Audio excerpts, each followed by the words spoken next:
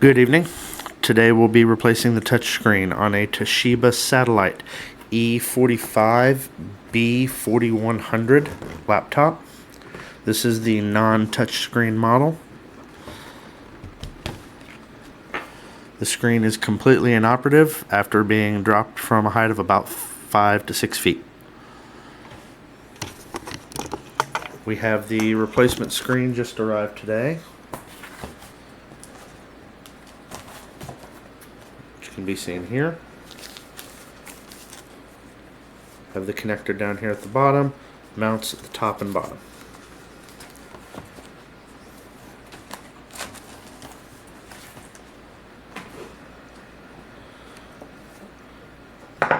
Step 1 when working on the laptop, right here at the bottom left corner and the bottom right corner are two covers.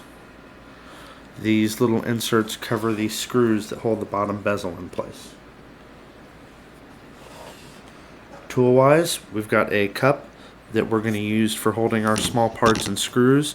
I highly recommend having something to put your parts in. These little screws will roll away and be just about impossible to ever find again. We also have a variety of screwdrivers, both regular size and smaller precision screwdrivers. These will be used, hopefully not all of them, but it's nice to have a pretty good selection and choice.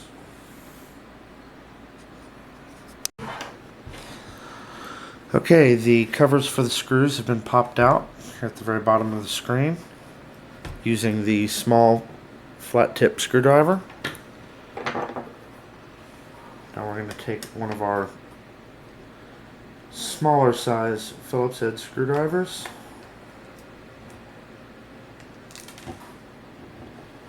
and pull those two screws.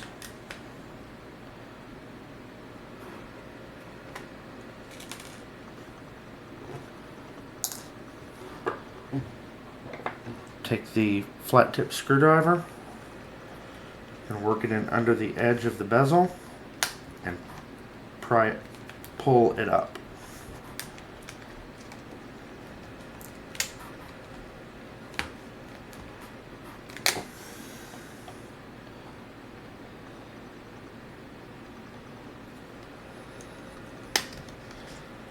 You see here at the top, we were able to get it out pretty easily to start with. So we're going to just work our way around.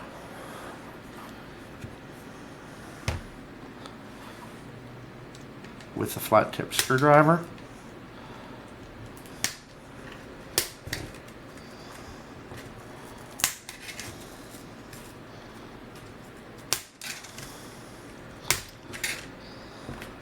As you get farther around, it becomes a little easier to pop it open.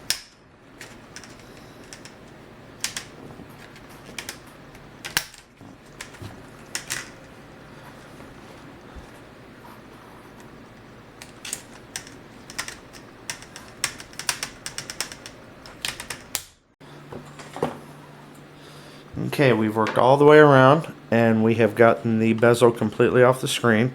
It's only held on by those two screws here at the bottom and the clips, so once you've popped it off all the way around, just set it aside. Now, for the actual screen itself, we can see here, it's held on by screws at the top and bottom.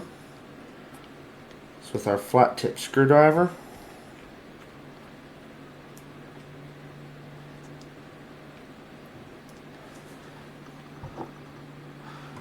you'll notice these are very short screws, very small.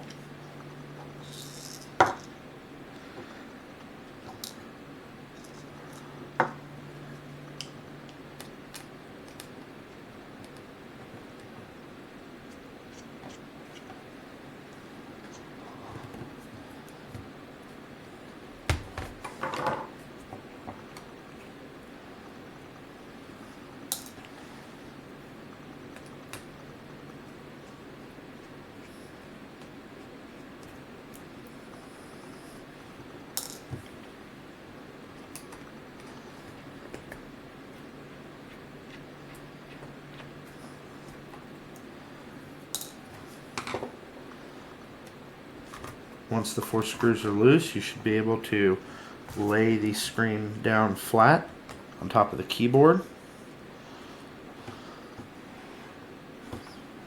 Okay, now here at the very bottom left-hand side of the screen is the connector. There's a piece of tape holding the connector closed, the wire in place to the connector.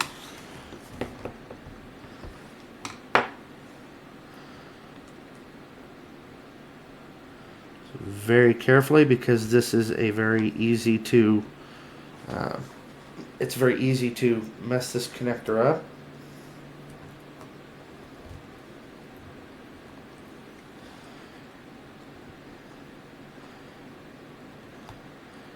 Work your fingernail under until you can peel this tape off of the screen, but do not peel it off of the bottom of the connector. At that point, you should be able to push the connector straight back. Don't pull it up. You want to push it straight back and away. Otherwise, you'll completely destroy the pins on this connector. That's the removal process.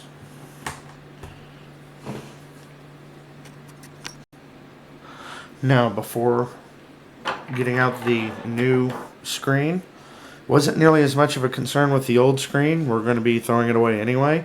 But for the new screen, strongly advise you get a lint-free towel or piece of foam padding or some other means of protecting the new screen from the keyboard. So in this case, I'm using a cotton lint-free cloth. We've got our new screen here.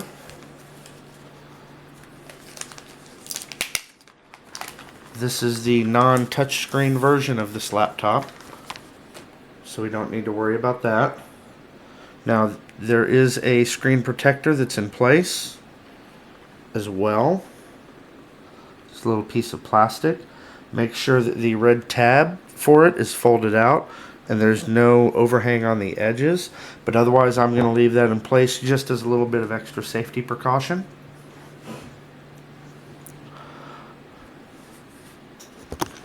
Now then, what I'm going to do, I'm going to give you a close-up view here, is I'm going to be making the connection between our connector here and the screen itself.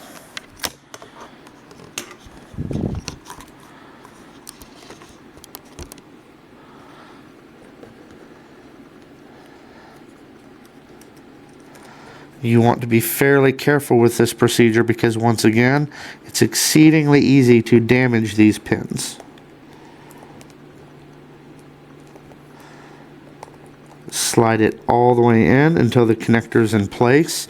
Once again, you want to slide from the rear forward. Don't try to push down on it. Once it's connected, reseal the tape over the connector. And it should look approximately like so.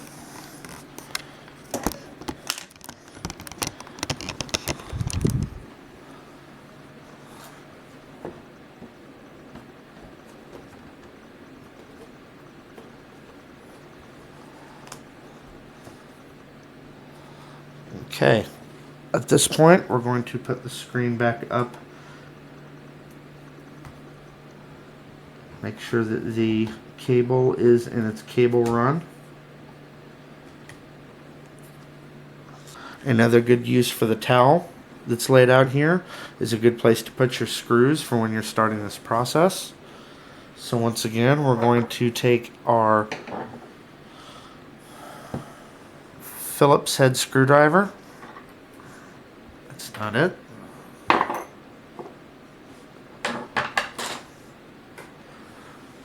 Fairly small tip, and we're going to grab the 4 smaller screws which held the screen to the back.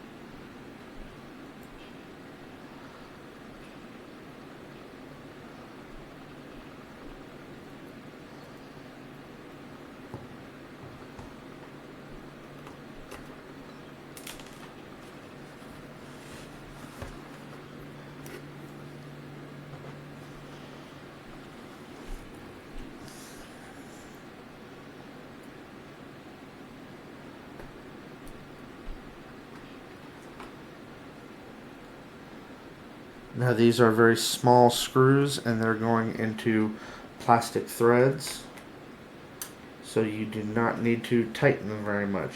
It would be very easy to over torque them and over tighten them, at which point you would crack the plastic and likely the screen would be loose on its edges.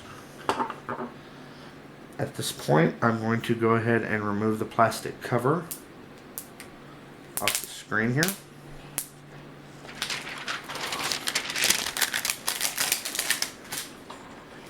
And then I'm going to install the bezel. Now the first step of installing the bezel is pretty much to line it all up and to snap it into place.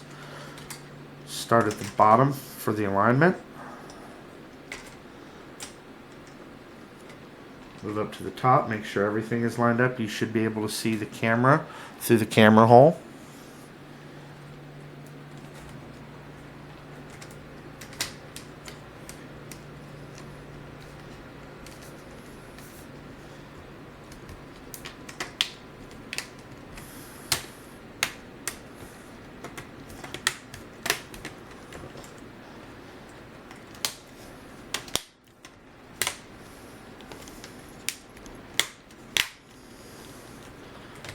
Once you've got it lined up and started, it should be fairly easy to snap on all the way around. You usually save the bottom for last. On this model, it can be kind of tricky to get the bottom lined up and to snap in place. So if you save it for last, with all the ones on top already snapped in, you know it's aligned. We take our last two screws, the slightly larger screws, and place them back in the two screw holes at the bottom of the bezel. Once again, it does not take much torque. It would be very easy to strip out and break those plastic threads.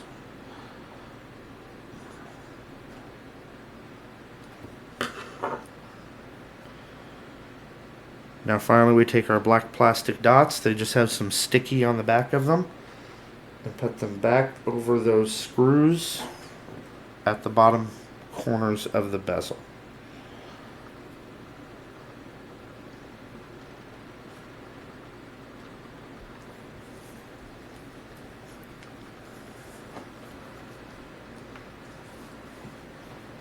Lo and behold, we have a screen. And that should do it.